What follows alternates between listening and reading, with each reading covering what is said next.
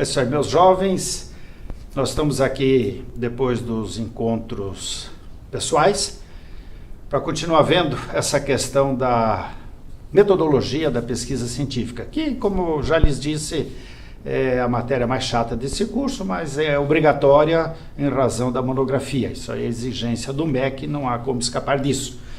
Então, ao invés de tratarmos de assuntos assim muito interessantes na área do direito ou do processo do trabalho, nós vamos tratar aqui de pontos, de vírgulas, de margens, de tamanhos de letra, de formato de letra e assim por diante. Já lhes passei também a questão relativamente às recomendações que se faz aos alunos dessa matéria, como elaborar o projeto de pesquisa, ter os contatos com o orientador com a maior frequência possível e, sobretudo, respeitar as normas que são estabelecidas pela ABNT e aqui pela instituição, a EMATRA, para a elaboração deste trabalho científico. Não se esqueçam também de elaborar este projeto, que a partir dessa turma é obrigatório, a partir da turma de 2012 se tornou obrigatório. E lembrando que a pesquisa deve ser sempre feita de forma contínua, sem grandes intervalos, porque a ocorrência de intervalo entre esses trabalhos, isso acaba fazendo com que o aluno perca o fio da meada, perca o raciocínio, embaralhe as ideias e depois tem que recomeçar de onde havia parado. Portanto, essa continuidade é importante, mesmo que se faça um pouco de cada vez, mas de uma forma continuada para não se perder o conjunto das ideias e aquilo que se objetiva fazer com o trabalho. A pesquisa, ela deve seguir, então, este projeto. O projeto também nós já vimos em sala de aula, numa aula presencial, quando se trata ali de definir o tema, e não só definir o grande tema, ou a área do tema, mas também delimitar esse tema. Quanto mais delimitado o tema, mais fácil fica de fazer a pesquisa e de redigir a própria monografia. Neste projeto se tem que colocar uma questão, uma dúvida, um problema, e a monografia se destina exatamente a resolver esse problema, resolver essa questão, dar uma resposta a essa problemática que foi levantada pelo aluno. Também nesse projeto é interessante colocar a metodologia que vai ser empregada, fazer um sumário provisório, indicar as referências iniciais a partir das quais se começa a pesquisa e estabelecer um cronograma de trabalho a fim de que a monografia seja entregue dentro do prazo. Na execução dessa pesquisa, como também já foi assinalado no encontro presencial, é interessante lembrar de se fazer a coleta desse material, de preferência também sem grandes interrupções, e coletando esse material, que no caso das monografias jurídicas geralmente é um material escrito, são livros, artigos, publicações. Neste caso, esses textos que forem pesquisados, eles devem ser primeiramente bem e corretamente identificados, porque essa identificação depois é que será utilizada na parte das referências, e também essa identificação o mais completa possível, inclusive com indicação de onde o livro se encontra, por exemplo, na sua própria biblioteca, na casa de alguém, na biblioteca do TRT, na biblioteca da Unibrasil ou da Faculdade de Curitiba, etc. Isso também facilita em caso de necessidade de mais tarde, se precisar consultar esta obra novamente. Se o material consultado é seu, eu sugiro que os textos mais importantes sejam sublinhados ou marcados com um marca-texto. Se se trata de um material que pertence a terceiro, talvez o ideal aí seja tirar uma fotocópia das partes que interessam e nessas fotocópias sim fazer as anotações. Porque essa marcação ela é importante porque na hora de se fazer a ficha de leitura ou mesmo de se fazer a monografia, já se pode utilizar apenas esses textos marcados, esses textos assinalados, porque assim não há necessidade de consultar todo o livro ou todo o material, ou mesmo procurar o ponto de interesse no índice desta obra, ou deste livro, ou desta revista. Então, a prévia marcação do texto, embora aparentemente tome um tempo no momento que está sendo feita, na verdade, economiza muito mais tempo no momento de fazer a ficha de leitura ou de fazer a própria redação da monografia. E eu insisto aqui na questão da ficha de leitura. Ela não é obrigatória aqui na instituição, porém, ela é muito interessante que se faça, porque é através da ficha de leitura, ou é na ficha de leitura, que eu vou colocar tudo que eu puder extrair daquele material. Então eu aproveito quando tenho o material em mãos, e desse material eu vou extrair todas as matérias, todos os itens, tudo aquilo que interessa para a minha monografia. Todo o material que eu vou utilizar eu já extraio deste livro, desta obra, desta revista, e assim depois eu não preciso mais consultá-la. E volto a insistir que essa ficha de leitura, sendo bem feita e já dentro dos padrões da elaboração da monografia, ou seja, com as margens corretas, o tamanho de letra correto, os espaços corretos, depois basta copiar e colar. Portanto, facilita em grande parte a elaboração da monografia depois. Não há necessidade de ficar consultando esse material, até porque muitas vezes se trata de material de biblioteca e quando se está fazendo o trabalho, nem sempre a biblioteca está aberta. Pode ser de noite, de madrugada, um final de semana, ou o livro da biblioteca está emprestado e com isso não há como se ter acesso a ele. Portanto, a ficha de leitura é interessante porque já se condensa nela, se concentra nela todo o material que se vai precisar para a elaboração da monografia. Um dos principais aspectos que tem causado divergência, tem causado dúvidas entre os alunos, é o que diz respeito às referências, ou seja, aquela parte final da monografia, onde se faz a relação de todo o material consultado.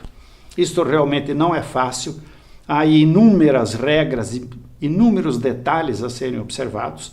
Não fui eu que criei essas regras, não fui eu que inventei esses detalhes.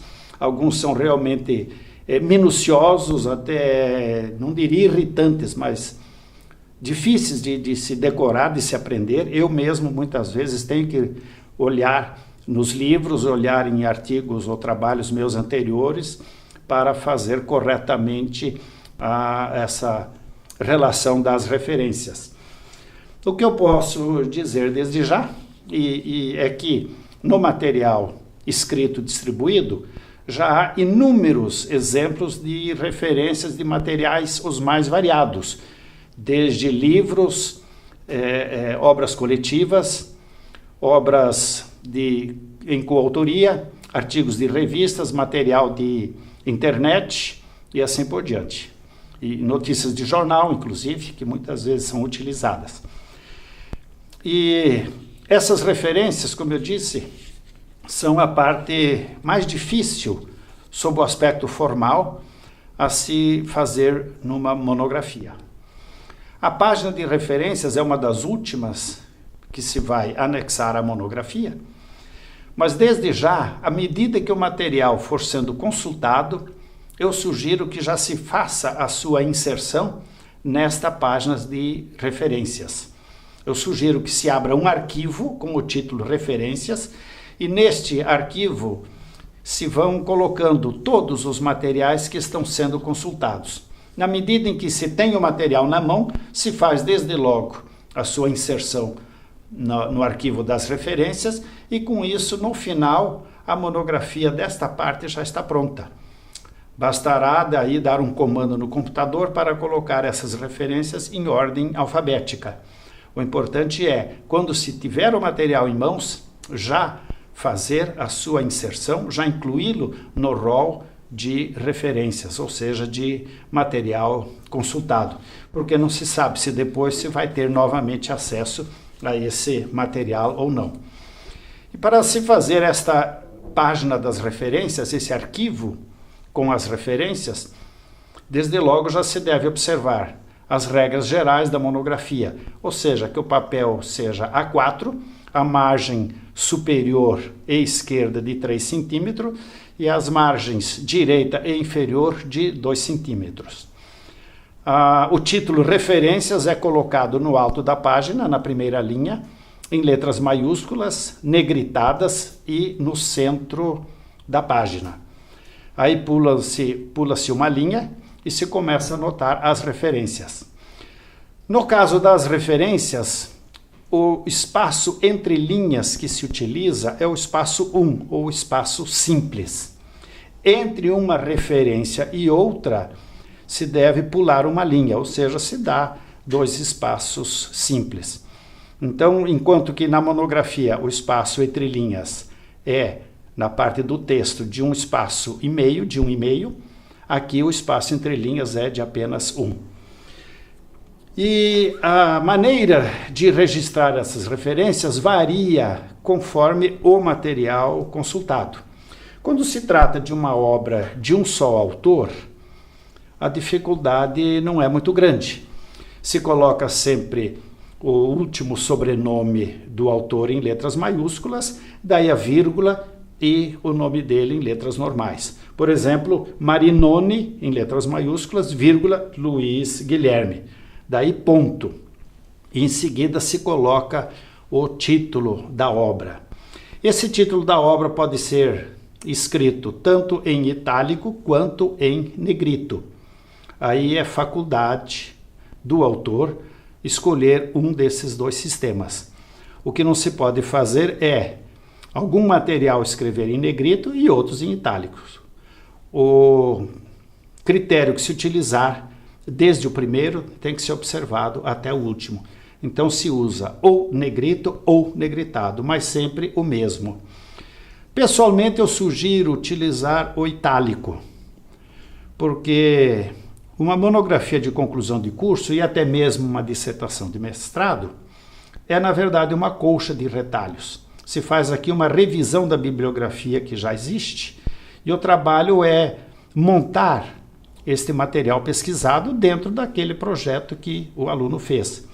Então, se utilizar aqui para identificar a obra o tipo negritado, como o número de referências vai ser muito grande, o número de citações vai ser muito grande, a escrita negritada vai saltar aos olhos, vai se destacar muito dentro do trabalho. Por isso, e a título de mera sugestão, eu sugeriria aí que se utilizasse a letra em itálico para a colocação do nome da obra. Então, neste exemplo, Marinoni, vírgula, Luiz Guilherme, ponto, vem o título da obra, Tutela Inibitória. Isso se escreve, então, em negrito ou em itálico. Como este livro tem um subtítulo, depois do título em itálico ou negrito, se coloca 2 pontos e o subtítulo. Neste caso, o subtítulo é em letra normal. Neste exemplo, individual e coletiva. Depois do subtítulo, ponto, e aí vem, se for o caso, 3ª edição, 4ª edição, 20ª edição, etc. Se é uma edição revista, atualizada, aumentada, ampliada, etc., isso também deve ser colocado. Em seguida, ponto final, daí o nome da cidade onde a obra foi editada, por exemplo, São Paulo, e daí 2 pontos, e o nome da editora, por exemplo, Revista dos Tribunais, aí vírgula e o ano em que esta obra foi editada, por exemplo, 2003, daí ponto final. Quando o material consultado é uma obra em coautoria, com 2 ou mais autores, nesse caso se tem que colocar o nome de todos os autores, seguindo as mesmas regras como se fosse de um autor só. A única diferença é que, em se tratando de uma obra em coautoria com até 3 autores, se coloca o nome dos 3. Quando se trata de uma obra em coautoria com 4 ou mais autores, só se coloca o nome do primeiro, o primeiro que aparece na capa do livro, e daí a expressão et al., expressão latina que significa e outros. Então, até 3 nomes ou até 3 autores se coloca o nome dos 3. Por exemplo, França, vírgula, Ana Cristina Limonge. Daí, ponto e vírgula, o nome do segundo autor. Por exemplo, Rodrigues Avelino Luiz. Ponto. Aí segue-se a ordem normal, com o título da obra em itálico ou negrito, se houver subtítulo, 2 pontos, e o subtítulo em letra normal. Depois, se for 2ª, 3ª, 4ª edição, se coloca isso também, ponto.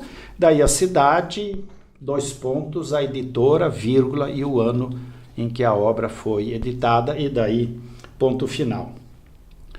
Outras vezes, o material consultado é um livro que é considerado uma obra coletiva ou uma coletânea de trabalhos. Isso é bastante comum na área do direito, em que alguém organiza ou coordena a edição de uma determinada obra, que é composta de artigos de vários autores, muitas vezes até ligados por um grande tema comum. Nesse caso, é preciso fazer a referência tanto do autor do artigo quanto do título da obra, porque aí são duas coisas diferentes. É um trabalho dentre vários outros que estão esses trabalhos reunidos ou agrupados numa obra só, coordenada ou organizada por alguém. Então, nesse caso de uma obra coletiva, ou seja, uma coletânea de trabalhos de vários autores, se cita primeiro o nome do autor do artigo. Por exemplo, Amaral, Gustavo, ponto. Aí o título do artigo, escrito por ele, ou do capítulo, escrito por ele, em letras normais. Daí ponto. Em seguida, coloca-se in, 2 pontos, e aí sim, o nome do coordenador, ou dos coordenadores, ou do organizador, ou dos organizadores desta coletânea de trabalhos.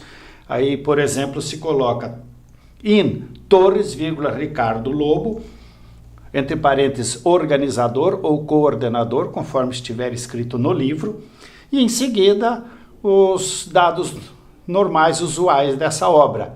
Aí sim, o título deste livro, desta coletânea, é que vai em itálico ou em negrito.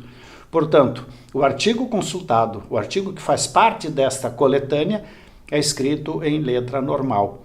O título do livro, que agrupou todos esses estudos, esse sim que é escrito em itálico ou em negrito. E depois os demais dados da obra, como a edição, a cidade, a editora, o ano. Porém, aqui há uma particularidade. Como se trata aqui de um artigo ou de um capítulo inserido dentro de uma obra coletiva, é preciso indicar aqui também a página de início e a página de fim deste artigo ou deste capítulo. Ou seja, por exemplo, este artigo de Gustavo Amaral está nesta obra coordenada por Ricardo Lobo Torres, da página 99 até a página 120. O que é importante sempre salientar em toda essa questão das referências é que se deve dar ao leitor o máximo de informações possíveis para que ele possa localizar esse material, caso ele tenha interesse em consultar esse material ou aprofundar o seu estudo por meio deste material. Então, o máximo de informação, de forma clara e precisa, é que deve ser passado para o leitor. Então, neste caso de obras coletivas ou de coletâneas de artigo, sempre se coloca também a página de início e a página de fim deste trabalho dentro da obra coletiva. Algumas vezes, uma obra já mais antiga, ela recebe atualizações. Isto ocorre muitas vezes em caso de falecimento do autor ou dos autores originais. Quando é o próprio autor que, ainda vivo, faz a atualização da obra, isso já aparece na referência, como, por exemplo, 5ª edição, revista e atualizada. Agora, nos casos em que os autores já estão falecidos, normalmente é uma terceira pessoa que vai fazer essa atualização. Então é preciso se colocar também o nome desse atualizador. Eu já vi aí a título de ilustração, referência em monografia de uma obra recente de comentários à consolidação das leis do trabalho de Valentim Carrion. Ora, ele não pode ter feito isso há 2 anos atrás, porque há muito mais tempo ele já morreu. A não ser que fosse então uma obra, uma edição psicografada, mas não é o caso. Então, poderia dar aqui o exemplo do livro O Curso de Direito do Trabalho, que é excelente, de Orlando Gomes e Elson Gottschalk, que já ambos faleceram e a sua obra continua, mas atualizada por 2 autores de renome. Então, neste caso, eu vou fazer a referência desta obra no seguinte sentido. Gomes, Orlando, Gottschalk, Elson, ponto. Aí o título da obra em negrito ou itálico. E aí coloco atualizada por, né, José Augusto Rodrigues Pinto e Otávio Augusto Reis de Souza. Daí a edição, a cidade, a editora e o ano. Então, quando há uma atualização, como nos livros ali, a Instituições de Direito do Trabalho, da Arnaldo Susequim e de outros, esse do Orlando Gomes e várias outras, de Valentim Carrion, nesses casos sempre se tem que colocar o nome do atualizador, ou seja, deve-se dar ao atualizador da obra, a quem a mantém viva e atual, deve-se dar o crédito por esse trabalho.